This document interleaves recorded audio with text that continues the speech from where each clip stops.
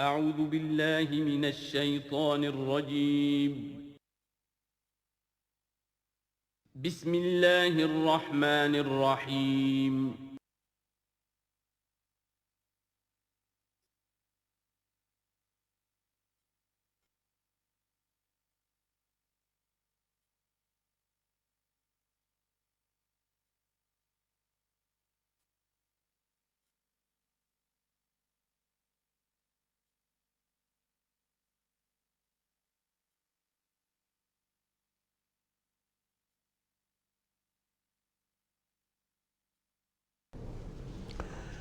الحمدللہ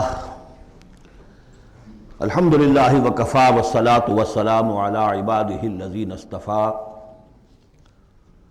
خصوصاً علی افضلہم وخاتم النبیین محمد الامین وعلی آلہ وصحبہ اجمعین اما بعد فقد قال اللہ تبارک وتعالی کما ورد فی سورة الشمس اعوذ باللہ من الشیطان الرجیم بسم اللہ الرحمن الرحیم والشمس وضحاها والقمر اذا تلاها والنهار اذا جلاها واللیل اذا یغشاها والسماء وما بناها والارض وما طحاها ونفس وما سواها فألهمها فجورها وتقواها قد افلح من زکاها وقد خاب من دساها صدق اللہ العظیم رب اشرح لي صدری ویسر لي امری واحلل عقدۃ من لسانی یفقہوا قولی اللہم ربنا الہمنا رشدنا واعذنا من شرور انفسنا اللہم ارنا الحق حقا وارزقنا اتباعہ وارنا الباطل باطلا وارزقنا اجتنابہ اللہم وفقنا لما تحب وترضى اللہم زک انفسنا فإنک خیر من زکاها اللہم ربنا آنس وحشتنا فی قبورنا وارحمنا بالقرآن العظیم اللہم اجعلہ لنا اماما ونورا وہدا ورحمہ اللہم ذکرنا منہ ما نسینا وعلمنا منہ ما جہلنا وارزقنا تلاوتہ آناء اللیل وآناء النہار واجعلہ لنا حجتا یا رب العالمین آمین۔ کل میں نے اشارہ کر دیا تھا کہ قرآن حکیم میں سورۃ البلد کے بعد چار جو صورتیں ہیں ان کو ایک مشترک عنوان ان کے لیے میں نے تجویز کیا ہے چہار سورہ نور و ظلمت۔ ان چار صورتوں کے شروع میں قسمیں ہیں، چنانچہ پہلی صورت میں قسموں کا حصہ بہت بڑا ہے، جیسے ہم نے پہلے دیکھا تھا سورہ تکویر میں اذا الشمس کورت سے چل کر 13 آیتیں چلی تھیں، اور اس کے بعد ایک آیت آئی تھی جس پر کہ ان سب چیزوں کو جا کر پھر مرکوز کیا گیا، علمت نفس ما احضرت۔ لیکن سورہ انفطار میں صرف 4 آیتوں کے بعد وہ مضمون آیا اور زیادہ کھل گیا۔ وہی ترتیب یہاں ہے۔ اس میں یہ دیکھیے کہ 8 آیتیں آئیں گی کہ جس میں قسمیں ہیں، اور 2 آیتوں میں پھر جواب القسم ہے، کس بات پر قسم کھائی گئی ہے، اور وہ بڑا مرکزی مضمون ہے، بنیادی مضمون ہے۔ اگلی صورت میں سورۃ اللیل میں قسموں والا حصہ کم ہو جائے گا اور وہ بنیادی مرکزی مضمون مزید کھلے گا۔ پھر اس میں سے جو ایک پہلو ہے اس مضمون کا وہ پھر اپنے نقطۂ عروج کو پہنچے گا سورۃ الضحیٰ میں۔ اس طرح تدریجاً یہ مضمون آگے بڑھ کر مکمل ہو رہا ہے۔ والشمس وضحاها، قسم ہے سورج کی اور اس کی دھوپ کی۔ والقمر اذا تلاها، اور قسم ہے چاند کی جبکہ وہ اس کے پیچھے آتا ہے۔ تلاہا، تلا یتلو، پیچھے آنا، فالو کرنا۔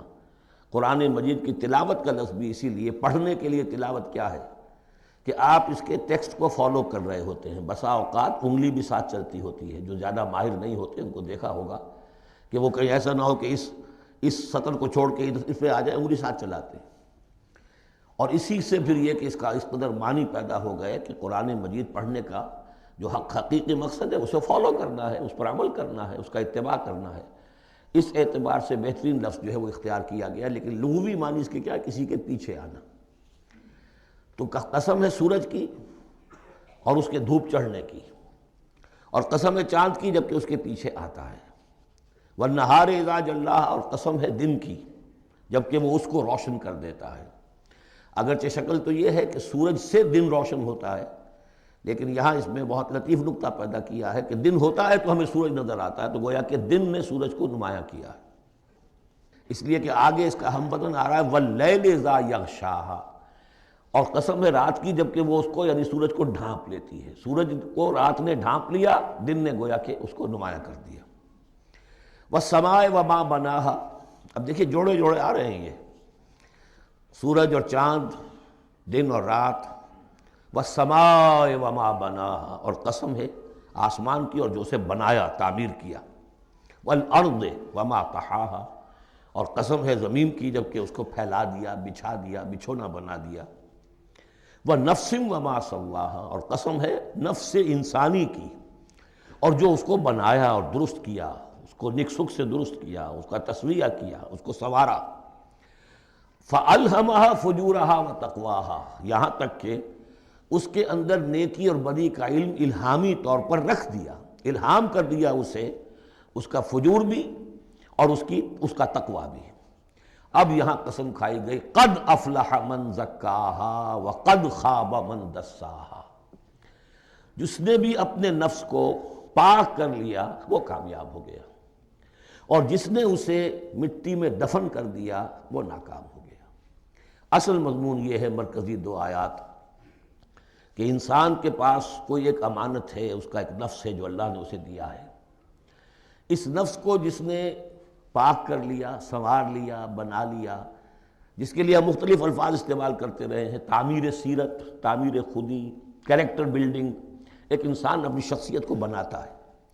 تو جس نے تو صرف بنانا، لیکن اس کے علاوہ پاک کرنا، بنانا اس معنی میں کہ تمام رذائل سے اس کو پاک کیا جائے اور فضائل سے اسے سنوارا جائے، اسے منور کیا جائے، مزین کیا جائے۔ تو جس نے اپنے نفس کو پاک کر لیا، مزین کر لیا، فضائل سے مرصع کر لیا، مسجع کر لیا، وہ کامیاب ہو گیا۔ خواہ یہاں پر اس کے پاس جائیداد نہ بنی ہو، دولت اس کے پاس جمع نہ ہوئی ہو، دنیا والے اس کو جانتے بھی نہ ہو، وہ غیر معروف آدمی ہو، کچھ بھی ہو، یعنی ایک معیار ہے کامیابی ناکامی کا جو ہم لوگوں کے سامنے رہتا ہے۔ کامیاب کون ہے؟ زیادہ پیسے والا، زیادہ دولت والا، جو زیادہ پروفیشن میں شائن کر گیا، بزنس میں آگے نکل گیا، کسی بھی اعتبار سے۔ لیکن اس میں زور ہے قد افلح من زکاہا، اصل میں کامیابی اور فلاح تو اس کی ہے۔ اور یہ فلاح کے لفظ پر ہم غور کر چکے ہیں سورہ مومنون کے شروع میں، کہ یہی جو انسان کی اندرونی شخصیت ہے، انا یا خودی، جسے ہم کہتے ہیں سیلف، جس کو کہ فروئڈ نے سیلف قرار دیا ہے، اس سیلف کو اپنی اڈ اور لیبیڈو کے تسلط سے آزاد کرانا اور پھر اس کو بلڈ کرنا، اس کو ڈیولپ کرنا، تعمیر خودی، یہی علامہ اقبال کا فلسفہ ہے۔ تو یہ ایسے ہی ہے کہ جیسے کہیں خزانہ تھا، آپ نے کھود کر اس میں سے خزانہ نکالا، تو یہ ہمارا سیلف جو ہے، ہماری خودی جو ہے، یہ بھی در حقیقت ہمارے اس حیوانی وجود کے اندر دفن ہے۔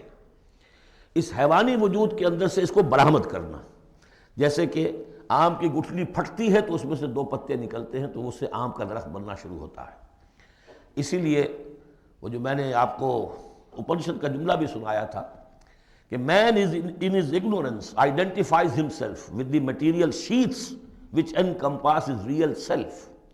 اصل خودی، اصل انا، اصل میں وہ کون ہے؟ یہ میرا وجود ہے، یہ میرا جسم ہے، یہ میرے ہاتھ ہے، یہ میرے پاؤں ہیں، لیکن میرا میں ایک پوزیسو موڈ میں ایک پروناؤن آیا ہے، تو جو پوزیس کر رہا ہے جسم کو کون ہے؟ وہ ایک اس کی اندرونی لطیف شخصیت ہے، اسے انا سے، خودی سے، سیلف سے تعبیر کرتے ہیں، اور در حقیقت وہ عبارت ہے اس روح سے کہ جو اللہ تعالیٰ نے پھونکی ہے اس میں، وَنَفَخْتُ فِيهِ مِن رُوحِي۔ تو اس مٹی کے ڈھیر میں اس روح کو ڈالا گیا ہے، اس کو برآمد کرنا اور اس کو بنانا اور سنوارنا، یہ ہے اصل کام انسان کا۔ جو اس میں کامیاب ہو گیا وہ کامیاب ہو گیا۔ اور دسا یدسو ہم پڑھ چکے ہیں کہ جب کسی شخص کے ہاں اس زمانے میں، اس معاشرے میں کوئی خوشخبری آتی تھی کہ بچی پیدا ہو گئی ہے، تو ایک تو منہ چھپاتا پھرتا تھا وہ کہ بیٹی ہو گئی، میں بیٹی کا باپ شمار ہوں گا، اور سوچتا رہتا تھا کہ اسے میں اپنے پاس رکھوں، ام یدسھا فی التراب، یا اسے جا کے میں مٹی میں دباؤں۔ تو دسا یدسو دبا دینا، تو یہ ہے کہ جس نے اپنی اس خودی کو اسی حیوانی وجود میں دبا دیا، ختم کر دیا، قد خاب من دساہا، وہ ناکام ہو گیا۔ اب اس حقیقت پر ایک تو میں نے آپ کو نوٹ کرایا تھا کل کہ سورۃ الاعلیٰ پڑھتے ہوئے میں نے کہا تھا کہ بعض مضامین جو ہیں جو ان صورتوں میں آ رہے ہیں وہ سورۃ الاعلیٰ میں ان کی اصل جڑ پڑ چکی ہے، اور اس کی آخری 6 آیتیں جو ہیں وہ کیا ہے؟ قد افلح من تزکا وذکر اسم ربہ فصلی بل تؤثرون الحیاۃ الدنیا والآخرۃ خیر وابقی ان ھذا لفی الصحف الاولی صحف ابراہیم وموسیٰ۔ قد افلح من تزکا، جس نے پاکیزگی حاصل کر لی وہ کامیاب ہو گیا۔ یہاں اسے مزید کھولا کہ اس کا برعکس کیا ہے؟ قد افلح من زکاہا وقد خاب من دساہا۔ اس پر گواہیاں لائی گئی ہیں کہ جیسے تمہیں پوری اس کائنات میں تضادات نظر آتے ہیں، رات ہے دن بھی ہے، آسمان ہے بلند زمین ہے پست، بالکل اسی طریقے سے انسان کا معاملہ بھی یہ ہے کہ اگرچہ ویسے تو شکل و صورت میں سب تقریباً ایک جیسے انسان ہیں، ہیومن بینگز ہیں، لیکن 2 مختلف قسم کے راستوں پر یہ چل رہے ہیں۔ ایک راستہ وہ ہے کہ یہی حیوانی نفسانی خواہشات اور اسی کے اندر پوری زندگی جو ہے گزار دی اور اپنے اس اصل روح ربانی کو، اپنی اصل امانت الہیہ کو دبا دیا، گویا کہ چلتے پھرتی قبر بن گئے۔ اس کے لیے حیوان انسان چل رہا ہے، لیکن وہ انسان جو ہے وہ روحانی وجود اس کا وہ اس کے اندر دفن ہو چکا ہے۔ تو قد خاب من دساہا قد افلح من زکاہا، اس پر یہ ساری قسمیں کھائی گئیں۔ سورج ہے تو اس کے ساتھ چاند ہے، دن ہے تو اس کے ساتھ رات ہے، اسی طریقے سے آسمان ہے تو اس کے ساتھ زمین ہے، اور یہ جو نفس انسانی ہے اسے اللہ نے بڑا سنوارا ہے، بنایا ہے۔ اس نفس کے اندر بھی ایک ودیت کر دیا ہے نیکی اور بدی کا شعور۔ یہاں لفظ روح نہیں آیا، نوٹ کر لیجئے اسے، وَنَفْسٍ وَمَا سَوَّاهَا، یعنی جو یہ نفس انسانی ہے اس کے اندر بھی ایولیوشن ہوئی ہے۔ یہ نفس جو ہے ایڈ یا لیبیڈو، یہ گدھے میں بھی ہے، کتے میں بھی ہے، گھوڑے میں بھی ہے، شمپنزی میں بھی ہے، لیکن یہ سارا نفس کا بھی تو ایولیوشن ہوا ہے۔ اس ایولیوشن کا مرتبہ آیا ہے انسان میں آ کر، وہ یہ ہے کہ انسان میں اس کے اندر ایک حس پیدا ہو گئی ہے، مورل سینس، کہ کچھ چیزوں کو وہ سمجھتا ہے کہ یہ بری ہیں، کچھ چیزیں اچھی ہیں۔ اور یہ اتنا یونیورسل کانسیپٹ ہے کہ جس کو یوں سمجھیے کہ جس معاشرے میں جائیے سچ بولنا اچھا ہے، جھوٹ بولنا برا ہے۔ یہ کبھی ایسا نہیں ہوا کسی نے کہا ہو کہ جھوٹ بولنا اچھا ہے، سچ بولنا برا ہے۔ وعدہ کر کے پورا کرنا اچھا ہے، وعدہ خلافی کرنا برا ہے۔ جو شخص وعدہ خلافی کر رہا ہوتا ہے وہ بھی جانتا ہے کہ میں برا کام کر رہا ہوں، میرا اس کا ضمیر اس وقت اس کو ملامت کر رہا ہوتا ہے، جس کی قسم کھائی گئی ہے۔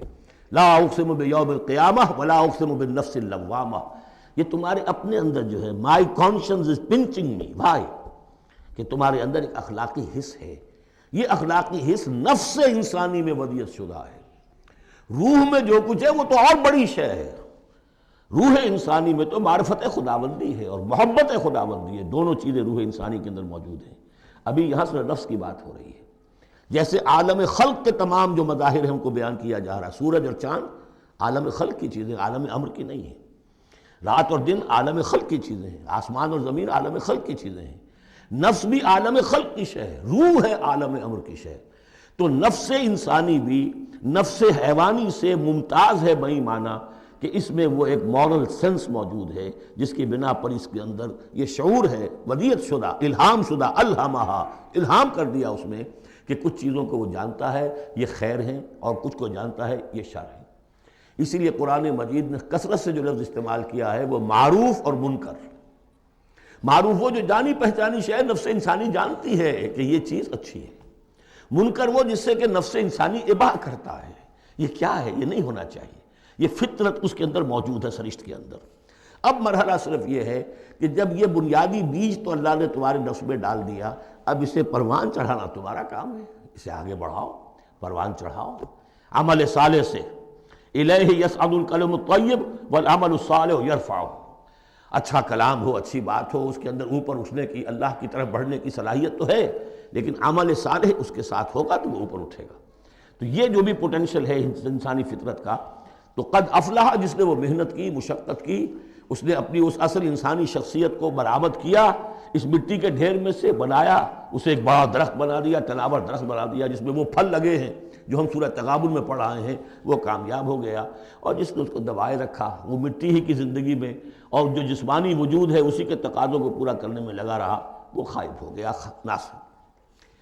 اب اس کے بعد یہ کہ یہ معاملہ جس طرح انڈیویجولز کا ہوتا ہے ایسے ہی کسی معاشرے کا بھی ہوتا ہے۔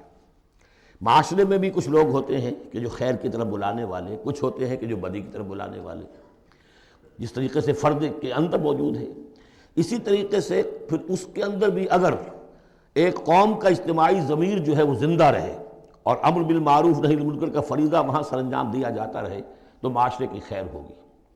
اور اگر اخلاقی حزب بحیثیت مجموعی اس درجے کمزور ہو جائے کہ قوم کا اجتماعی ضمیر مردہ ہو جائے اور پھر اسے حص ہی نہ رہے، وائے ناکامی متائے کارواں جاتا رہا، کارواں کے دل سے احساس زیاں جاتا رہا، وہ احساس ہی نہ رہے اجتماعی سطح پر کہ یہ بدی ہے اور یہ برا کام ہے، یہ منکر ہے، تو پھر وہ تباہ ہوتی ہے۔ اس کی ایک مثال دی ہے، کذبت ثمود بطغواہا، قوم ثمود نے بھی جھٹلایا تھا اپنی سرکشی کے باوجود۔ اذ انبعث اشقاہا، جب ان کا جو سب سے شقی انسان تھا وہ کھڑا ہوا اور اس نے پھر اونٹنی کو جو اللہ تعالیٰ نے بطور معجزہ دی تھی اس کو اس نے ہلاک کر دیا۔ قال لهم رسول اللہ ناقۃ اللہ وسقیاہا، ان سے کہہ دیا تھا اللہ کے رسول نے کہ دیکھو یہ اللہ کی اونٹنی ہے اور اس کا پانی پینے کی جو باری کا دن ہے اس میں کوئی گڑبڑ پیدا نہ کرنا۔ فکذبوہ فعقروہا، انہوں نے اسے جھٹلا دیا اور اس کی کونچیں کاٹ ڈالی۔ فدمدم علیہم ربہم بذنبہم، تو الٹ پڑا اللہ تعالیٰ کی طرف سے ان پر عذاب ان کے گناہ کی پاداش میں، فسواہا، اللہ نے سب کو برابر کر دیا۔ ولا یخاف عقباہا، اور اللہ تعالیٰ کو اس کا کوئی ڈر نہیں کہ اس کا کیا نتیجہ نکلے گا، اس کی مخلوق تھی اس نے ختم کر دیا اور مخلوق کو وہ لے آئے گا۔ تو انفرادی اور پھر اجتماعی، ان دونوں چیزوں کو اس صورت کے اندر جمع کر دیا گیا۔ اب یہاں سے جو مضمون شروع ہوا ہے، اب دیکھیے اگلی صورت میں کھلے گا۔ اگلی صورت میں دو جوڑے آ رہے ہیں صرف، واللیل اذا یغشا، قسم ہے رات کی جبکہ وہ ڈھانپ لیتی ہے، والنہار اذا تجلی، قسم ہے دن کی جبکہ وہ روشن ہو جاتا ہے۔ یہ ہمارے خارج میں آفاق کے اندر دن اور رات۔ وما خلق الذکر والانثی، ہمارے انفس میں، ہمارے اندر کوئی مذکر ہے، کوئی مؤنث ہے، کوئی مرد ہے، کوئی عورت ہے۔ یہ جو تضادات بظاہر نظر آتے ہیں حقیقت میں تضادات نہیں ہیں، ان دونوں کے مل کے ہی در حقیقت فطرت اپنے مقاصد کی تکمیل کر رہی ہے۔ دن اور رات کے فرق سے ہی سارا نباتاتی نظام جو ہے یہ وہ سارا کا سارا اسی کے ساتھ وابستہ ہے، اسی سے اس کا ریسپریٹری سسٹم ہے، اسی سے یہ فوٹو سنتھسس اور سب کا یہ جو سولر انرجی ہے اس کا درختوں کی لکڑیوں میں آ کے سٹور ہو رہا ہے، یہ کیا ہو رہا ہے، یہ سارا کا سارا دن اور رات کے ساتھ ہے۔ اسی طریقے سے مرد اور عورت، اگر یہ فرق نہ ہو تو اولاد کیسے ہو، آگے نسل کیسے چلے؟ تو تضادات میں بھی توافق ہے یہاں، اگرچہ بعض چیزیں بظاہر متضاد ہیں لیکن ان میں توافق ہے، اللہ تعالیٰ نے اسی لیے پیدا کیا، لیکن ساتھ ہی یہ بتا دیا کہ جیسے یہ تضادات تمہیں نظر آ رہے ہیں واضح طور پر، دن اور رات، نر اور مادہ، ایسے ہی ان سعیکم لشتی، تمہاری جو سعی ہے، محنت ہے، بھاگ دوڑ ہے، وہ تو سب کر رہے ہیں۔ وہ تو کل ہم پڑھ چکے سورہ بلد میں، لقد خلقنا الانسان فی کبد، ہم نے تمام انسانوں کو مشقت میں پیدا کیا۔ مشقت انسان کا مقدر ہے، محنت کرنی ہے، جد و جہد کرنی ہے، معاشی جد و جہد ہے، اور بھی جو ہے پھر اولاد کا پالنا ہے۔ لا اقسم بہذا البلد وانت حل بہذا البلد، کسی کا کوئی نظریہ بھی بن گیا ہے، کوئی آئیڈیل بھی ہے، کسی آئیڈیالوجی کا ماننے والا ہے، اب اس پر اس کا بوجھ ہے کہ اس آئیڈیالوجی کو پروموٹ کرے، اس نظریے کو پھیلائے، اور پھر یہ کہ اس نظام کو قائم کرنے کے لیے تن من دھن لگائے۔ تو کتنے بوجھ ہیں انسانوں پر، پھر کتنے صدمے انسان اٹھاتا ہے۔ تو فرمایا کہ لا اقسم بہذا البلد وانت حل بہذا البلد ووالد وما ولد لقد خلقنا الانسان فی کبد، مشقت تو ہر ایک کو کرنی ہے، لیکن جو نتیجے نکلتے ہیں مشقت کے وہ بالکل برعکس ہیں، رات اور دن کا سا تضاد ہے ان میں۔ ان سعیکم لشتی، کوئی شخص اس محنت کے نتیجے میں اپنے آپ کو جنت کا مستحق بنا لیتا ہے، کوئی شخص اسی محنت کے نتیجے میں اپنے آپ کو دوزخ کا مستحق بنا لیتا ہے، راستے جدا ہو جاتے ہیں۔ اس کی بڑی پیاری تشریح ایک حدیث میں آئی ہے، حضور نے فرمایا کل نفس یغدو، ہر جان جو ہے صبح جب ہوتی ہے ہر انسان کی، فبائع نفسہا، پھر یہ کہ وہ اپنے نفس کو بیچتا۔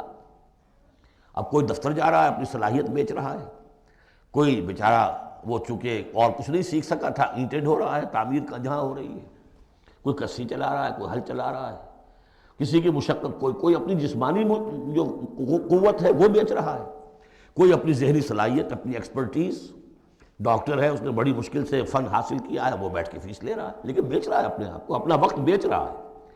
تو کل نفس یغدو فبائع نفسہ فموتقھا وموبقھا، دن بھر کی محنت کر کے شخص ایک وہ شخص ہے جس نے حلال کو پیش نظر رکھا، حرام سے بچا، جھوٹ نہیں بولا، کسی کو دھوکہ نہیں دیا، کسی کے ساتھ جو ہے بے ایمانی نہیں کی، وہ شام کو آئے گا تو مشقت تو اس نے بھی کی ہے لیکن یہ لے کر آئے گا اللہ کی رحمت۔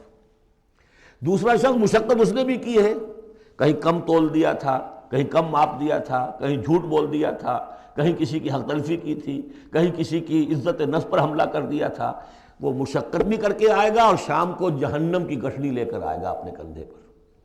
یا وہ نفس کو جہنم سے آزاد کرا کے آیا شام کو، اور یا وہ شام کو جہنم کے عذاب کی ایک گٹھڑی لے آیا ہے۔ تو کل نفس یغدو فبائع نفسہ فموتقھا وموبقھا۔ اب وہ بات ہے، اب یہ اس اعتبار سے سمجھ لیجئے کہ میرے نزدیک قرآن مجید کی اہم ترین یہ صورت ہے۔ ایک راستہ ہے، اس کے 3 اوصاف بیان کیے ہیں۔ اگر یہ 3 اوصاف ہوں گے تو خیر کے راستے پر آدمی بڑھتا چلا جائے گا، اور اگر اس کے برعکس 3 صلاحیتیں ہوں گی تو انسان گرتا چلا جائے گا، شر کی طرف جو ہے وہ اس کا قدم آگے سے آگے بڑھتا چلا جائے گا۔ پہلے 3 اوصاف کون سے ہیں؟ وَاللَّيْلِ إِذَا يَغْشَىٰ وَالنَّهَارِ إِذَا تَجَلَّىٰ وَمَا خَلَقَ الذَّكَرَ وَالْأُنثَىٰ إِنَّ سَعْيَكُمْ لَشَتَّىٰ فَأَمَّا مَنْ أَعْطَىٰ وَاتَّقَىٰ وَصَدَّقَ بِالْحُسْنَىٰ۔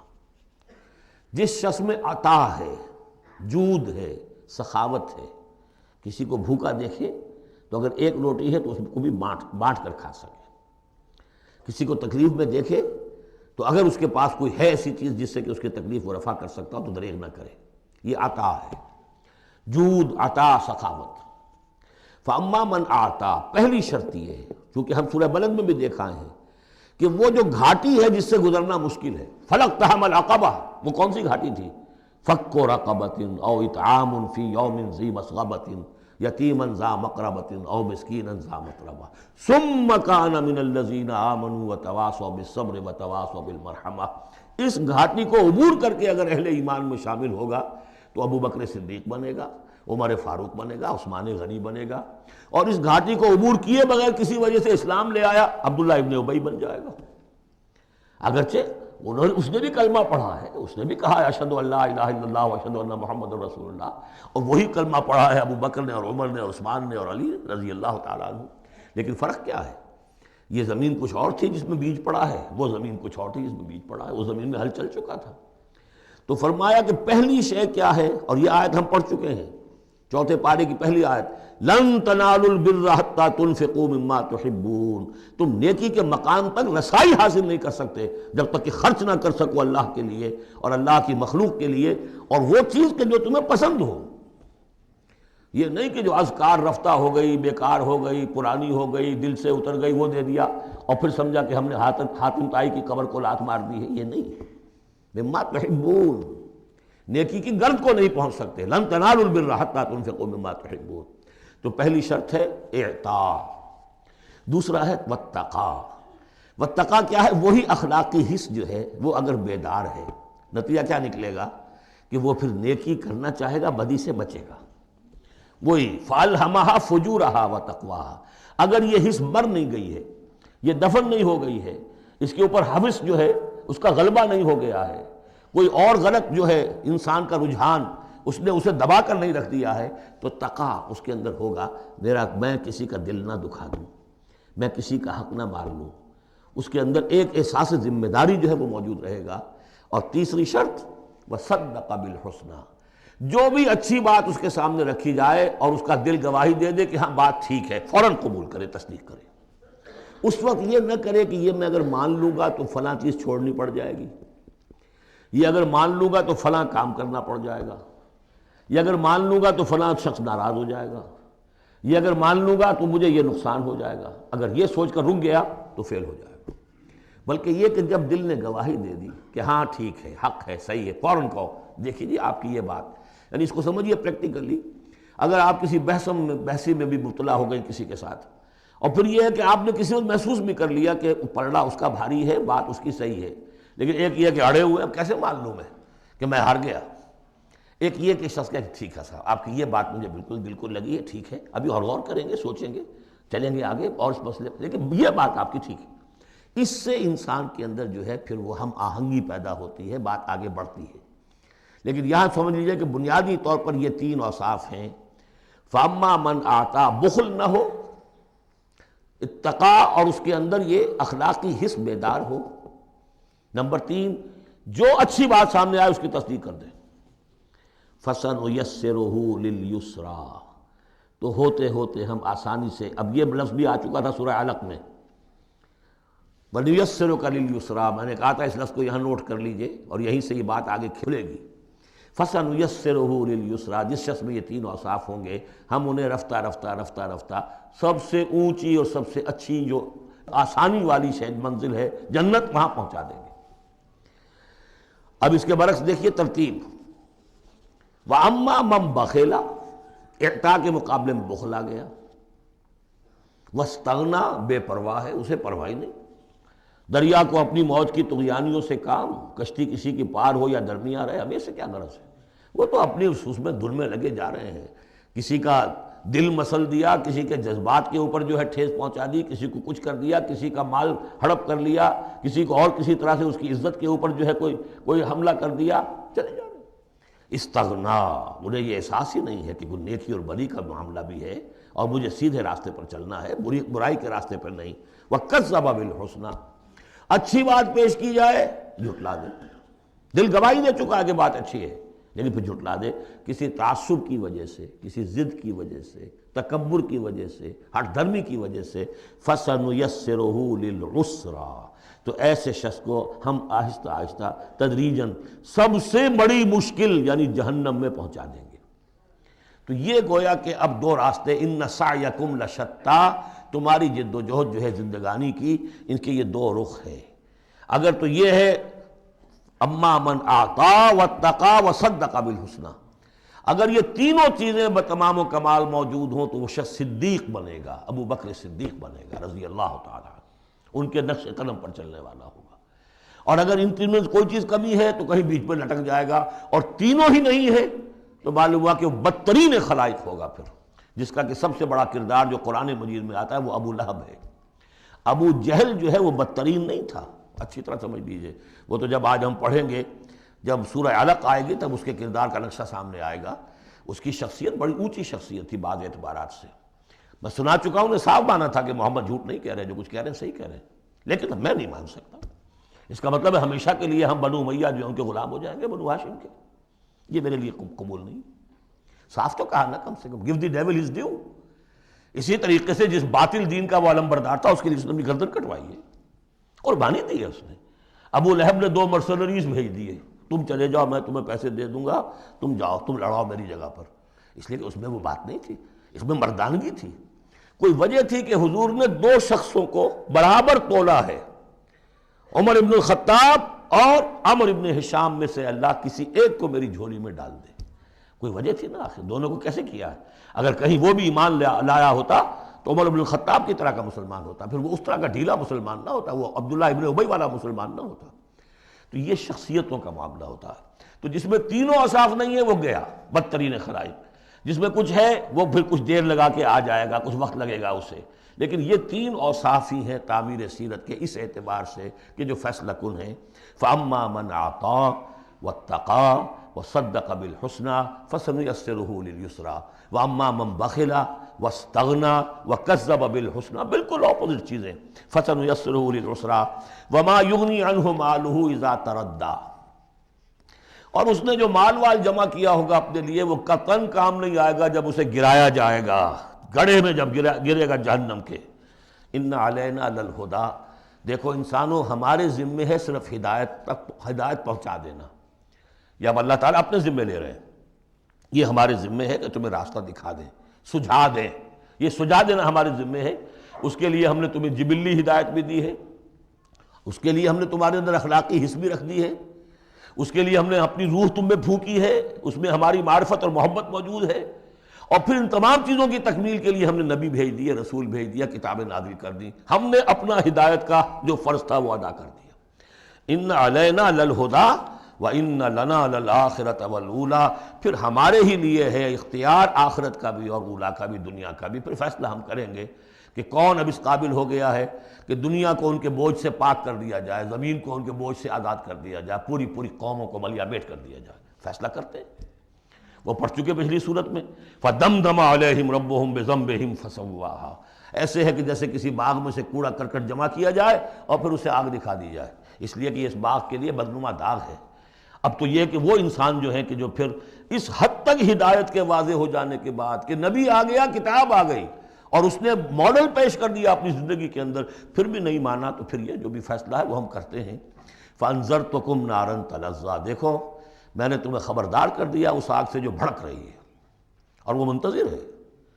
لا یصلاھا، ہم دیکھ چکے ہیں کئی جگہ آیا ہے کہ وہ تو دھاڑ رہی ہے بھوکے شیر کی طرح، اسے تو چاہیے اپنی خوراک۔ لا یصلاھا الا الاشقی، نہیں پڑے گا اس میں مگر وہی جو بہت ہی بدبخت ہے۔ کیوں؟ کم بدبخت تو اگر ہوتا معاملہ تو اور ہوتا، یہ محمد کے آنے کے بعد بھی صلی اللہ علیہ وسلم جس کی حقیقت نظر نہیں آئی تو اس سے بڑا بدبخت تو کوئی ہے ہی نہیں۔ اس لیے کہ اگر کچھ اندھیرا ہو، کچھ روشنی ہو، آدمی ٹھوکر کھا جائے، چلیے بھائی کچھ اندھیرا بھی تھا، جھٹپٹا تھا، پوری روشنی نہیں تھی، نصف النہار پر سورج چمک رہا ہو اور آپ ٹھوکر کھائیں تو پھر قصور کس کا ہے؟ تو آپ کا ہے۔ اس اعتبار سے اب بعثت محمدی کے بعد صلی اللہ علیہ وسلم جس شخص نے اپنے آپ کو محروم رکھا وہ اشقا ہے۔ لا یصلاھا الا الاشقی الذی کذب وتولی، جس نے جھٹلایا ہے اور منہ پھیر لیا ہے۔ وَسَيُجَنَّبُهَا الْأَتْقَى، اور ہم بچا دیں گے یا بچا دیا جائے گا اس سے جو بہت ہی متقی ہے۔ اس آیت کے بارے میں تقریباً کنسنسس ہے کہ یہاں مراد حضرت ابوبکر ہے رضی اللہ تعالیٰ عنہ۔ اتقا، وہ تینوں صفات بتمام و کمال جس میں تھے وہ ابوبکر تھے۔ یہی وجہ ہے کہ تصدیق بالحسنہ میں ایک لحظہ نہیں لگا۔ حضور فرماتے ہیں کہ میں نے جس کے سامنے بھی اپنی نبوت کی دعوت رکھی اس نے ضرور کچھ نہ کچھ توقف کیا، سوچا، سوائے ابوبکر کے کہ ایک لحظے کا توقف نہیں کیا۔ اور ان کی شخصیت میں وہی چیزیں موجود تھیں، غریبوں کے اوپر شفقت تھی، نیکی کی، اور بنیادی طور پر وہ موحد تھے، انہوں نے کبھی بت پرستی اختیار نہیں کی زندگی میں، تو وہ صلاحیت جو ہے تقویٰ بھی تھا، اعطاء بھی تھا، خرچ کرنے کی صلاحیت تھی۔ انہوں نے خرید کر جو ہے غلام جتنے تھے جو مسلمان ہو گئے تھے، غلام اور کنیزیں، اور جن کے اوپر سخت جو ہے پرسیکیوشن ہو رہی تھی، ٹارچر ہو رہا تھا ان کے آقاؤں کی طرف سے، منہ مانگے دام دے کر ان کے آقاؤں کو نے خریدا ہے اور آزاد کیا ہے۔ فَأَمَّا مَنْ أَعْطَىٰ وَاتَّقَىٰ وَصَدَّقَ بِالْحُسْنَىٰ، یہ تینوں اوصاف بتمام و کمال ابو بکر میں، ابو بکر صدیق اور صدیق اکبر رضی اللہ تعالی عنہ۔ خواتین میں الصدیقۃ الکبریٰ حضرت خدیجہ الکبریٰ ہے رضی اللہ تعالی عنہ۔ وَسَيُجَنَّبُهَا الْأَتْقَى الَّذِي يُؤْتِي مَالَهُ يَتَزَكَّىٰ، جو اپنا مال دیتا ہے اپنے نفس کو پاک کرنے کے لیے۔ وہ مال کیوں دے رہا ہے؟ کیوں خرچ کر رہا ہے؟ کیوں بلال کو اس نے خریدا ہے؟ باپ نے کہا ابو قحافہ نے، وہ تو ایمان نہیں لائے تھے اس وقت تک، وہ تو فتح مکہ کے بعد ایمان لائے، وہ کافر رہے پورے عرصے کے دوران، مشرک رہے۔ تو باپ نے یہ کہا کہ ابو بکر تمہیں اگر کوئی خریدنا ہی تھا غلام اور کسی کو آزاد کرنا تھا تو کوئی دیکھتے، اچھا غلام دیکھتے، کوئی طاقتور سے دیکھتے جو تمہارے کام بھی کبھی آتا۔ انہیں کیا پتہ تھا کہ ابو بکر تو کسی اور چیز کا طلبگار ہے، اسے کچھ اور چاہیے، اسے کوئی، یعنی جو شخص کسی غلام کو آزاد کر دیتا تھا وہ اس کا مولا رہتا تھا، پھر بھی وہ ایک درجے میں اس کے تابع ہوتا تھا، اس کی بات سنتا تھا، اس کا حمایتی ہوتا تھا۔ اخلاقی طور پہ بھی سمجھ میں آ رہا ہے کہ ایک شخص نے اپنی رقم خرچ کی ہے اور آپ کو خرید کے آزاد کر دیا ہے تو اب آپ بے دام جو ہے غلام تو ہو گئے نا اس کے، اس لیے کہ یہ کہ وہ غلامی نہیں ہے، مولا کہلاتے تھے وہ، جیسے کہ حضرت زید ابن حارثہ بھی مولا تھے حضور کے، اور اسی طریقے سے اور بھی بہت سے ہیں جن کے بارے میں آتا ہے کہ انہوں نے جو حدیث روایت کی ہے، ثوبان رضی اللہ تعالیٰ وہ بھی مولا تھے حضور کے، مولا اس معنی میں۔ تو فرمایا کہ تم نے یہ کیا کیا، کس کو تم نے خریدا اور اتنی بڑی رقم دے دی؟ جو مانگا امیہ ابن خلف نے، وہ بھی حیران رہ گیا، ٹھیک ہے دو۔ الذی یؤتی مالہ یتزکیٰ وما لأحد عندہ من نعمۃ تجزیٰ، اور ایسا نہیں ہے کہ کسی اور کا اس پر کوئی احسان ہو جس کا وہ بدلہ چکا رہا ہو، نہیں، الا ابتغاء وجہ ربہ الاعلیٰ، صرف اپنے بلند و بالا پروردگار کی رضا جوئی کے لیے وہ خرچ کر رہا ہے۔ وَلَسَوْفَ يَرْضَىٰ، اور وہ ان قریب راضی ہو جائے گا۔ یہ ان قریب راضی ہو جائے گا کون؟ اللہ بھی راضی ہو جائے گا اور ابو بکر بھی راضی ہو جائیں گے، رضی اللہ عنہ ورضوا عنہ، جیسے ہم خطبے میں بھی کہتے ہیں رضی اللہ تعالی عنہ وارضاہم، اللہ تعالیٰ بھی راضی ہو جائے ان سے اور اللہ ان کو راضی بھی کر دے، ان کو بھی اتنا اجر و ثواب دے۔ وَلَسَوْفَ يَرْضَىٰ، اور میرے نزدیک یہاں مراد حضرت ابو بکر ہیں، اس کا میں ثبوت آپ کو اگلی صورت میں دوں گا۔ اب دیکھیے پہلی صورت میں آیا تھا قد افلح من زکاہا وقد خاب من دساہا، 8 آیتیں تھیں، وہ تھیں قسموں پر مشتمل، لیکن اصل مضمون کیا تھا؟ نفس انسانی میں نیکی اور بدی کا شعور ودیت کر دیا ہم نے۔ اب جس نے اس کو بنا لیا، سنوار لیا، وہ کامیاب، جس نے اس کو دبا دیا، مٹی میں دفن کر دیا، وہ ناکام۔ اگلی صورت میں آگے راستہ بتا دیا۔ سنوارنے کا راستہ کیا ہے؟ اعطاء، تقویٰ، تصدیق بالحسنہ۔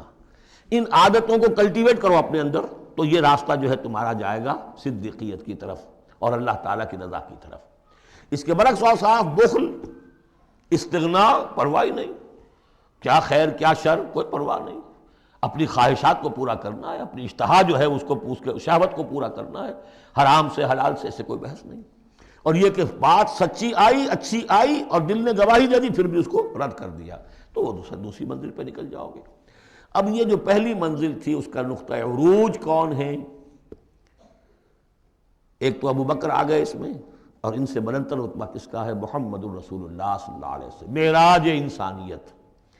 اب جو دو صورتیں آ رہی ہیں ان کا سارا تعلق کلیتاً محمد الرسول اللہ کے ساتھ ہے۔ یہ سیرت النبی کے اعتبار سے بھی بہت اہم ہیں دو صورتیں۔ بعض اعتبار سے جو صوفیانہ اس میں مسائل آئے ہیں، اور عام طور پر ہمارے مفسرین، ایسے مفسرین خصوصاً جدید دور کے کچھ ریشنلسٹ قسم کے لوگ، وہ تو ان مطالب کی گرد کو بھی نہیں پہنچے۔ ہمارے جو پرانے مفسرین ہیں، چونکہ ان کا ذوق جو ہے وہ ان کے اندر، وہ ذوق بھی اندر ہے موجود ان کے اندر، اسلام کے اور دین کے باطنی حقائق، قرآن کے باطنی حقائق کا، تو میں اس کے حوالے سے چند چیزیں آپ کو بتاؤں گا۔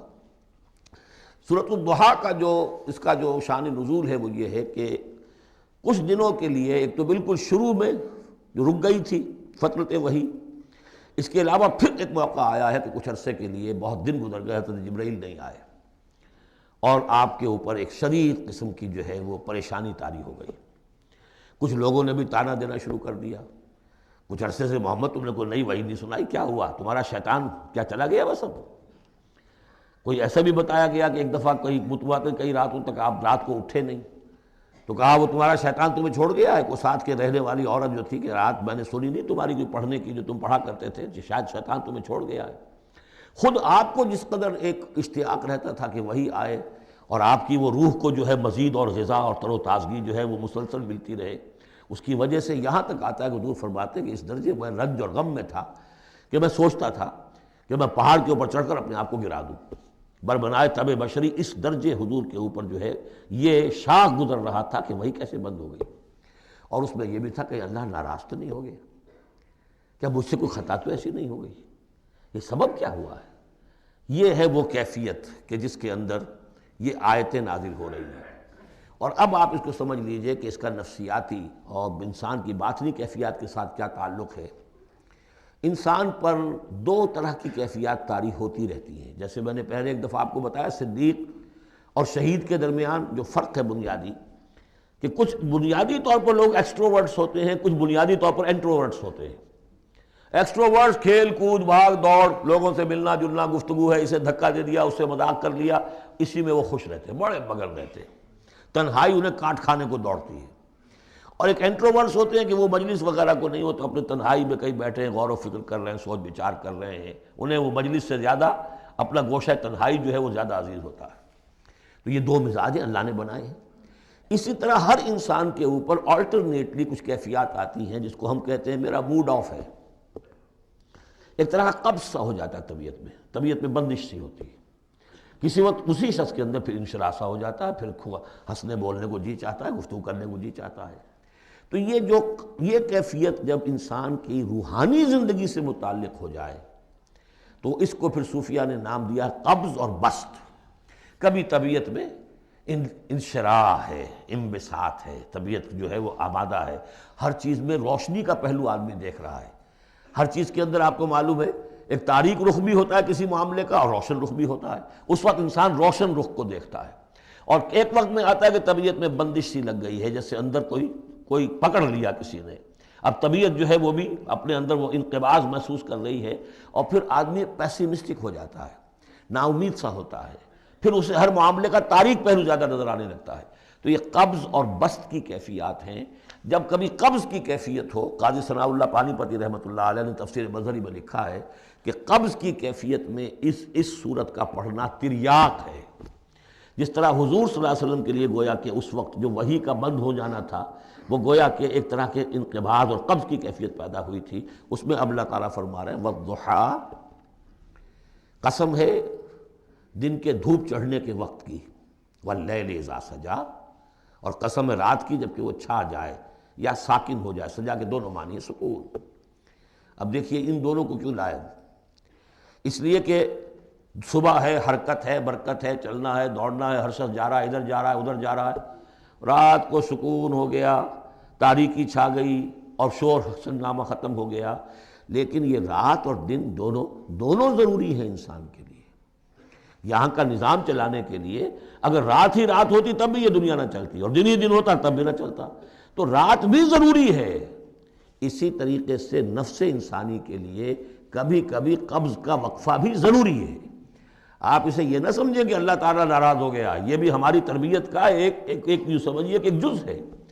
ما ودعک ربک وما قلی، آپ کے رب نے آپ کو رخصت نہیں کیا ہے، نہ ہی وہ آپ سے ناراض ہوا ہے۔ وللآخرۃ خیر لک من الاولی، اور اس کے بعد جو وقت آئے گا اس قبض کے بعد وہ پہلی سے بھی بہتر ہوگا۔ اور میں حیران ہوتا ہوں کہ کیسے غالب نے وہ بات کہی ہے کہ جو بالکل ترجمانی ہے اس کی، رکتی ہے میری طبع تو ہوتی ہے رواں اور، یعنی یہ کہ جب میری طبیعت کے اوپر کبھی کبھی رکاوٹ سی آ جاتی ہے، اب شعر جو ہیں اچھے نازل نہیں ہو رہے، لیکن جب وہ رکاوٹ سے میں نکلتا ہوں، اس قبض سے نکلتا ہوں، رکتی ہے میری طبع تو ہوتی ہے رواں اور، اس لیے کہ اس قبض کے بعد جب مرحلہ آتا ہے انبساط کا اور انشراح کا تو وہ ایک قدم آگے ہوتا ہے، آدمی اس پہلی کیفیت سے ایک درجہ جو ہے اس کا بڑھ چکا ہوتا ہے۔ وَلَلْآخِرَةُ خَيْرٌ لَكَ مِنَ الْأُولَىٰ، یقیناً پچھلی ہر گھڑی، ہر ساعت اور ہر قبض کے بعد آنے والا انبساط آپ کے لیے پہلے سے اونچا درجہ لے کر آئے گا۔ وَلَسَوْفَ يُعْطِيكَ رَبُّكَ فَتَرْضَىٰ، ان قریب آپ کا رب آپ کو اتنا کچھ دے گا، اتنا کچھ دے گا، آپ کی محنتوں کے وہ نتائج سامنے آئیں گے کہ آپ راضی ہو جائیں گے۔ اب دیکھیے پچھلی صورت ختم ہوئی تھی وَلَسَوْفَ يَرْضَىٰ، یہاں ہے وَلَسَوْفَ يُعْطِيكَ رَبُّكَ فَتَرْضَىٰ، صرف ضمیر کا فرق ہے، چونکہ صدیق پر وحی نہیں آتی براہ راست خطاب نہیں کیا جا سکتا، وہاں وہ صیغہ جو ہے وہ غائب کا ہے وَلَسَوْفَ يَرْضَىٰ، اور چونکہ نبی وہ ہے جس پر وحی آ رہی ہے، براہ راست مخاطب ہے، تو وَلَسَوْفَ يُعْطِيكَ رَبُّكَ فَتَرْضَىٰ، آپ کا رب اتنا کچھ دے گا کہ آپ راضی ہو جائیں گے۔ اب یہ کہ اسی قبض کی حالت میں پھر اللہ تعالیٰ اپنے احسان جتا رہا ہے، اور یہ بہترین ہے۔ کبھی طبیعت پر ڈپریشن ہو اس طرح کی اور قبض کی کیفیت ہو تو آدمی یاد کرے کس کس مرحلے پر اللہ نے میری دستگیری فرمائی، کن کن مراحل پر اللہ تعالیٰ نے مجھے مشکلات سے نکالا، اس سے وہ حوصلہ بڑھتا ہے۔ اور اس کو بھی سمجھیے کہ اسی انداز میں الم یجد کا یتیما فآویٰ، یہ سیرت النبی کے بڑے اہم حصے ہیں جو اس میں آ گئے ہیں۔ آپ کی پیدائش یتیمی میں، پوسٹیومس چائلڈ، باپ تو پہلے فوت ہو چکا ہے، 6 سال کی عمر میں والدہ گئی، 8 سال کی عمر میں دادا گئے، اور وہ یعنی جو آپ نے دیکھا ہے ابتدائی زمانہ زندگی کا تو وہ یتیمی کا۔ الم یجد کا یتیما فآویٰ، کیا اس نے اے محمد آپ کو نہ پایا کہ آپ یتیم تھے، پھر پناہ دی، آپ کے لیے بندوبست کیا، دادا کے دل میں جو شفقت ڈالی، پھر آپ کے تایا زبیر کے دل میں جو شفقت ڈالی۔ عبد المطلب کے بعد فوراً ابو طالب کا نام آتا ہے، حالانکہ یہ غلط ہے تاریخی اعتبار سے۔ عبد المطلب کے بعد کافی عرصے تک زبیر جو آپ کے تایا تھے وہ سرپرست تھے، پھر ان کے انتقال کے بعد ابو طالب کا معاملہ آیا، لیکن ان کو بیچ میں سے غائب کر دیا گیا ہے۔ بہرحال اللہ تعالیٰ جو بھی کسی کے دل میں ڈالتا ہے، آخر ابو طالب کے دل میں محبت ڈالی تو کس نے ڈالی؟ وہ ہم پڑھ چکے ہیں سورہ طٰہٰ میں، وَأَلْقَيْتُ عَلَيْكَ مَحَبَّةً مِّنِّي، حضرت موسیٰ علیہ السلام کی موہنی صورت کے اوپر اللہ تعالیٰ فرماتے ہیں ہم نے اپنی محبت کا پرتو ڈال دیا کہ تمہیں دیکھنے کے بعد وہ قتل کرنے کے ارادے سے باز رہ گئے، ان کے ہاتھ شل ہو گئے، ایسی موہنی صورت اسے قتل کر لیں۔ وَأَلْقَيْتُ عَلَيْكَ مَحَبَّةً مِّنِّي وَلِتُصْنَعَ عَلَىٰ عَيْنِي، یہ ہوا ہے۔ تو فرمایا الم یجد کا یتیما فآویٰ ووجدک ضالا فہدیٰ، اور پھر جب آپ شعور کی پختگی کو پہنچے اور غور و فکر کا مرحلہ آیا، حقائق میں انسان کو سوچ بچار کا مرحلہ آیا، اور آپ کو دیکھا کہ آپ تلاش حقیقت میں سرگرداں ہیں تو ہدایت دی۔ وہ آگے آ جائے گا، بہت قریب پہنچ گئے ہم، اقرأ بسم ربک الذی خلق، وہ مرحلہ جب آئے گا۔ وَوَجَدَكَ عَائِلًا فَأَغْنَىٰ، اور پایا آپ کو تنگ دست تو غنی کر دیا۔ کس طرح سے راستہ پیدا کیا ہے۔ خدیجہ الکبریٰ رضی اللہ تعالی عنہا نے جو بھی ان کے آپ کے محاسن دیکھے کتنی گرویدہ ہوئی ہیں، بڑے بڑے سردار قریش کے جو ہے ان سے نکاح کے خواہش مند تھے، انہوں نے خود جو ہے اپنی لونی کے ذریعے سے پیغام دیا ہے حضور کو۔ تو یہ ساری چیزیں جو ہیں ان کی ساری دولت جو ہے وہ پوری کی پوری انہوں نے لا کر حضور کے قدموں میں ڈال دی ہے۔ وَوَجَدَكَ عَائِلًا فَأَغْنَىٰ فَأَمَّا الْيَتِيمَ فَلَا تَقْهَرْ۔ تو اے نبی تقاضے ان تینوں چیزوں کے کیا ہیں؟ ہم نے آپ کو یتیم پایا، پناہ دی، اب آپ بھی یتیم کے سرپرستی کیجئے، کسی یتیم کو اس کے اوپر کوئی جبر نہ ہو، سختی نہ ہو۔ وَأَمَّا السَّائِلَ فَلَا تَنْهَرْ، اور آپ جب کہ تلاش حقیقت میں سرگرداں تھے تو ہم نے آپ کو ہدایت دی، اسی طریقے سے اب آپ کو بھی کوئی شخص سائل بن کر آپ کے پاس آئے، سوال کرے، اسے جھڑکنا نہیں ہے۔ اسے جو بھی سائل دونوں طرح کے ہوتے، سوال کرنے والا کوئی علمی سوال اور سوال کرنے والا کوئی مالی دولت، مالی مدد کے لیے۔ وَأَمَّا بِنِعْمَةِ رَبِّكَ فَحَدِّثْ، اور جو ہدایت تمہیں دی ہے ہم نے اب اسے عام کرو، یہ نعمت ہے، آپ کے رب کا انعام ہے، یہ ہدایت جو آپ کو عطا ہوئی ہے اس کو بیان کرو۔ اس کے بیان کرنے میں یہ بھی ہے کہ اللہ کے انعامات کا چرچا انسان کرے اس کا شکر ادا کرنے کے لیے، اور یہ بھی ہے کہ اس کو پھیلائے اور عام کرے، دوسروں تک پہنچائے، ورنہ وہ بخل ہو جائے گا کہ وہ دولت جو ہے ہدایت کی اس کو آدمی صرف اپنی ذات تک محدود رکھے اور اس کا جو خیر ہے وہ دوسروں تک نہ پہنچائے۔ سورۃ الانشراح، بسم اللہ الرحمن الرحیم۔ الم نشرح لک صدرک ووضعنا عنک وزرک الذی انقض ظہرک ورفعنا لک ذکرک۔ کیا ہم نے آپ کے لیے آپ کے سینے کو کھول نہیں دیا، انشراح نہیں دے دیا آپ کو، اور آپ پر جو ایک بوجھ پڑا ہوا تھا وہ اٹھا نہیں لیا۔ الذی انقض ظہرک، جو آپ کی کمر کو دوہرے کیے دے رہا تھا، توڑے دے رہا تھا۔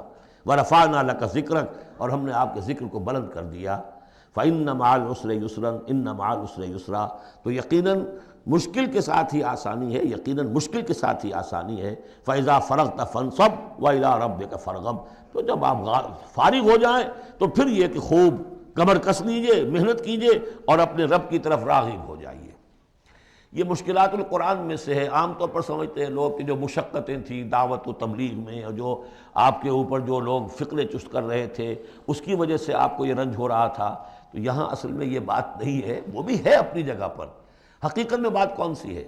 اور کیونکہ یہ بھی معلوم ہے کہ یہ بالکل ابتدائی زمانے کی صورتیں ہیں، لہذا اس دور میں تو ابھی اس طریقے کا جو ہے کوئی بہت زیادہ پرسیکیوشن بھی نہیں تھی، بہت زیادہ مخالفت بھی نہیں تھی، اس سے کہیں زیادہ بڑے مراحل سے آپ کو گزرنا پڑا ہے۔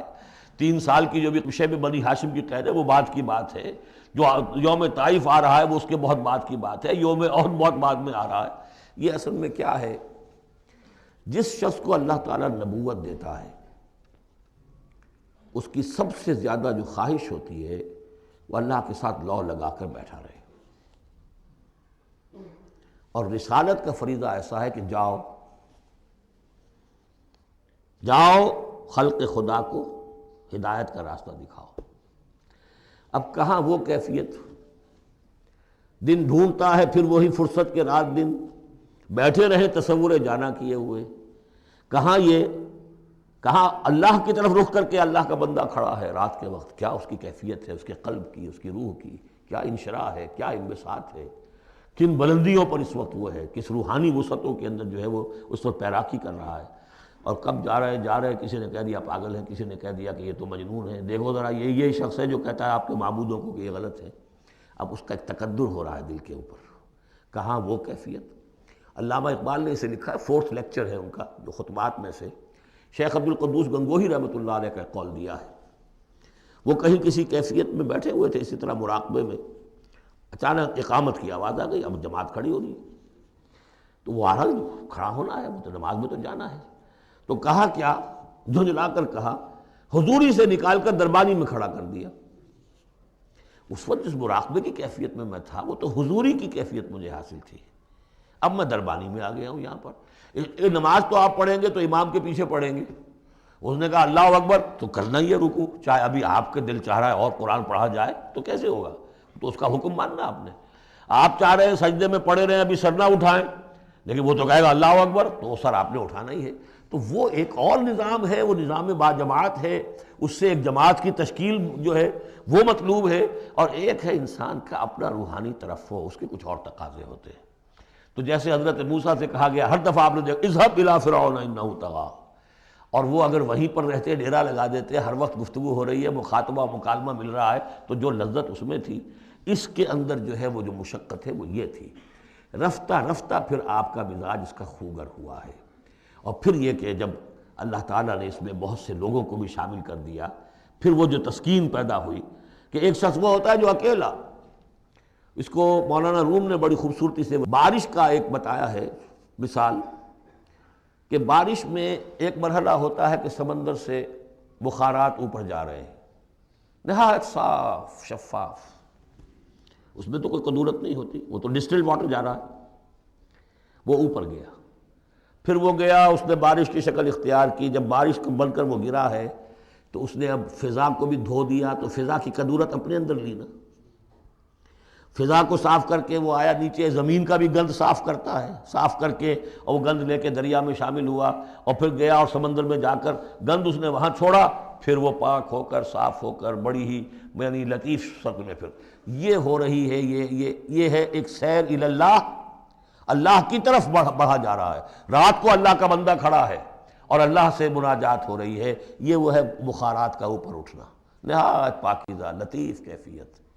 اور جب آپ آئے ہیں تو بارش کے مانند ہیں، اب آپ دھو رہے ہیں، تو جو دھو رہے ہیں اس سے خود اپنے آپ کو بھی تقدر ہوتا ہے، کسی نے کچھ کہہ دیا، کسی نے کچھ کہہ دیا، کسی نے کچھ کہہ دیا، کسی نے فقرہ چست کر دیا، اب آپ کو ضرورت ہے کہ پھر ذرا اپنے آپ کو بھی صاف کریں دوبارہ، پھر رات کو کھڑے ہو جائیں۔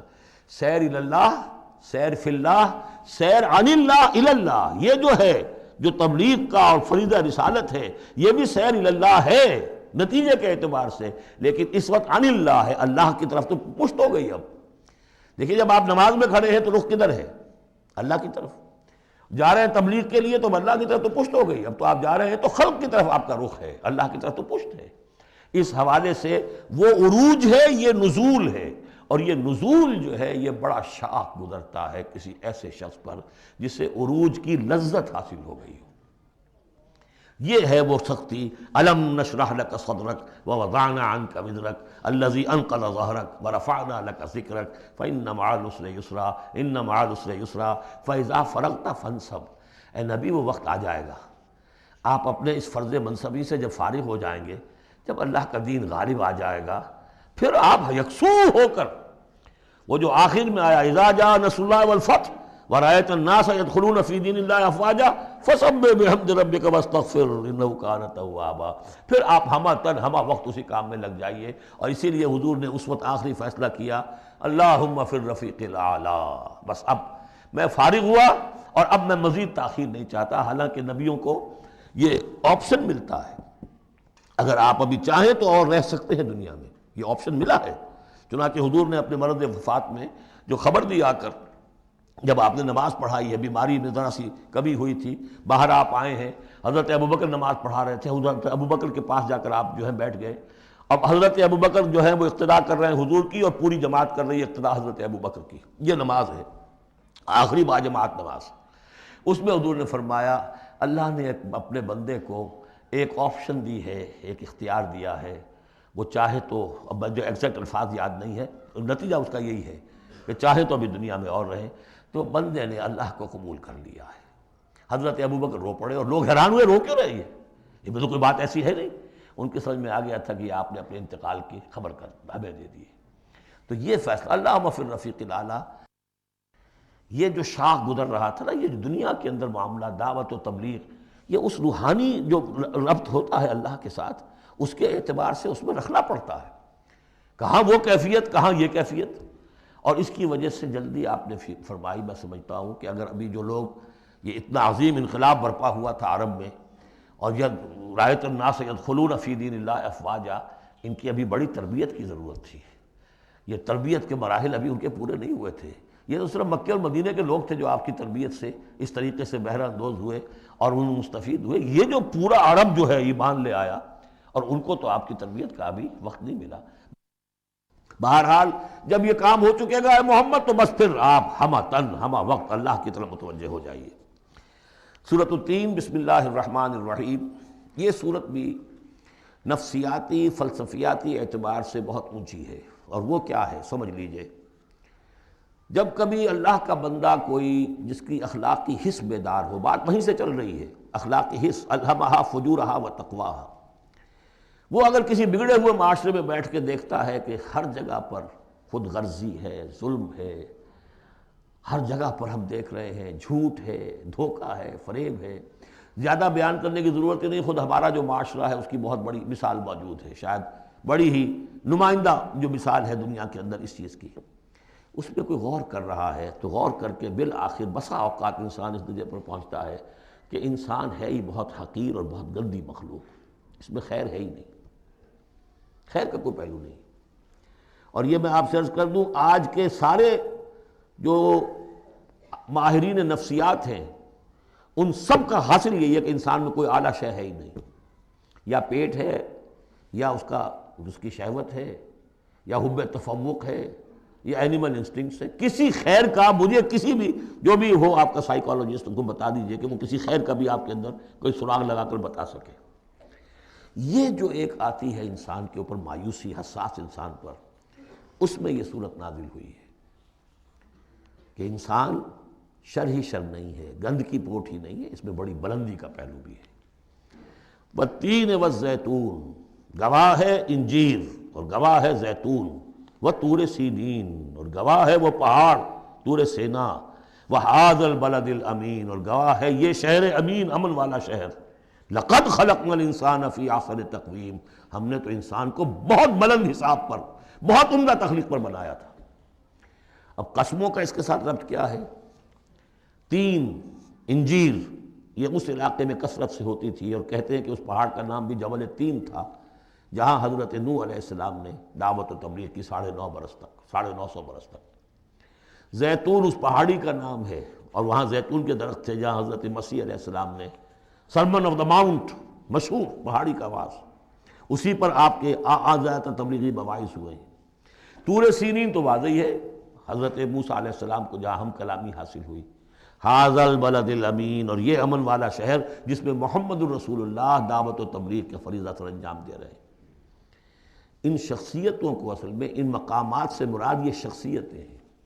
اگر کسی کا خیال یہ ہے کہ انسان میں کوئی خیر ہے نہیں تو دیکھیں ہمارے بندے نوح کو، یاد کریں ہمارے بندے عیسیٰ کو، یاد کریں وہ بھی تو انسان تھا، موسیٰ جو رب سے ہم کلام ہوا تھا، اور دیکھ لیں اس بندے محمد کو صلی اللہ علیہ وسلم جو اس بلد امین میں نظر آ رہا ہے۔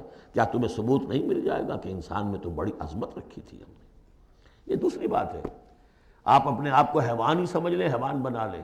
فَلَا تَكُونُوا كَالَّذِينَ نَسُوا اللَّهَ فَأَنسَاهُمْ أَنفُسَهُمْ، یہ تو آپ کا کام ہے، آپ نے کیا ہے، یہ گراوٹ تو آپ کو ملی ہے۔ حقیقت میں اللہ تعالیٰ نے بنایا تھا، وہ تو بہت اونچے مقام پر بنایا تھا۔ آدم مسجود ملائک، آدم خلقتہ بیدی، اپنے دونوں ہاتھوں سے بنایا ہے۔ تو انسان سرشت کے اعتبار سے کچھ کمزور ہے، فطرت کے اعتبار سے بہت بلند ہے۔ یہ میں دونوں الفاظ بار بار استعمال کرتا رہا ہوں، اب ان تمام چیزوں کی وضاحت ممکن نہیں ہے۔ اس کا روحانی وجود سب سے اونچا ہے، اس کا حیوانی وجود بہت نیچے ہے۔ اصل میں اس حیوانی وجود میں آ کر یہ نیچے چلا گیا ہے۔ والتین والزیتون وطور سینین وھذا البلد الامین لقد خلقنا الانسان فی احسن تقویم، ہم نے انسان کو بنایا تھا بہترین حساب سے۔ ثم رددناہ اسفل سافلین، اب اسے اس جسد حیوانی میں ڈال کر در حقیقت نیچے پہنچا دیا گیا ہے۔ تو اب کیا کرنا ہوگا؟ اب اوپر اٹھنا ہوگا۔ اوپر اٹھنے کے لیے محنت کرنی پڑتی ہے۔ الا الذین آمنوا وعملوا الصالحات، اب یہ ایمان اور عمل صالح ہے جو تمہیں اس پستی سے نکال کر اوپر لے آئے گا۔ جس مقام پر تم پیدا کیے گئے ہو اس مقام تک پہنچنے کے لیے پہلی محنت کیا ہے؟ آپ کے شعور اور ذہن کی آزمائش ہے کہ اللہ کو پہچانتے ہو یا نہیں، اور دوسری محنت عمل صالح ہے۔ الا الذین آمنوا وعملوا الصالحات فلہم اجر غیر ممنون، تو ان کے لیے تو اجر و ثواب ہوگا جو اس کا سلسلہ کبھی منقطع ہی نہیں ہوگا۔ فما یکذبک بعد بالدین، اب اس کے ساتھ ہی ایک بات ایسی جوڑ دی کہ اگر تمہیں بھی نظر آ رہا ہے کہ کچھ لوگ بلند ہیں، کچھ پست ہیں، کچھ گھٹیا ہیں، کچھ بڑھیا ہیں، تو سوال یہ کہ اس کا کوئی نتیجہ بھی نکلنا چاہیے کہ نہیں؟ پھر کیا چیز ہے جو تمہیں آمادہ کرتی ہے جزا و سزا کے انکار پر؟ الیس اللہ باحکم الحاکمین، کیا اللہ تعالیٰ تمام حاکموں سے بڑا حاکم نہیں ہے؟ تو کیا کوئی حاکم ایسا بھی تم نے دیکھا کہ جو اپنے نیکوکار بندوں کو اور اپنے غداروں کو اور اپنے باغیوں کو ایک جیسا کر دے؟ تو اگر انسانوں کے اندر یہ دونوں طرح کے کردار موجود رہے ہیں جو تمہیں زیادہ نظر آ رہے ہیں وہ تو دوسری طرح کے ہیں، ہم نے بھی تمہیں دکھا دیے نا۔ موسیٰ بھی اللہ کا بندہ تھا، انسان تھا، عیسیٰ بھی تو ایک انسان تھا، یہ محمد بھی چلتے پھرتے جو ہے ثبوت ہے انسانی عظمت کا، یہ انسان کے اندر عظمت بھی ہے۔ اگرچہ ادھر اگر متوجہ نہیں ہوگے تو واقعی حیوانوں سے بھی بدتر ہو جاؤ گے۔ اولئک کالانعام بل ہم اضل۔ بارک اللہ لی ولکم فی القرآن العظیم ونفعنی وإیاکم بالآیات والذکر۔